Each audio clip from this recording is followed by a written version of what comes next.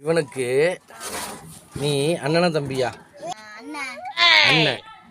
அப்போ உனக்கு ஒருத்தன் இருக்கான்னு சொன்னல அண்ணன், அவனுக்கு இவன் அண்ணன் சொன்னா அப்போ இவன் உனக்கு அண்ணன் தானே? அப்போ எப்படி இவனை தம்பின்ற நீ? சரி,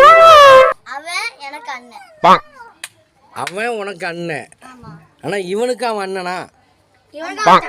அவனுக்கு இவன் அண்ணன்னா அப்ப இவனுக்கு இவன் தம்பி தானே?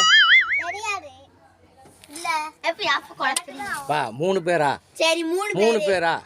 இவன் இல்ல, இவனுக்கு இவன் அண்ணன், அண்ணன். இன்னொருத்தர் இருக்கான்ல அவன் தம்பி, அதே அவனுக்கு இவன் அண்ணன். அப்போ ஆமா மூணு பேர் தான். அவனுக்கு இவன் அண்ணன்னா அப்ப இவனுக்கு அண்ணன் தானே? அவனுக்கே அண்ணன் வரும்போது அப்ப இவனுக்கு அண்ணன் தானே? ஆமா, கரெக்டு தானே நான் சொன்னது?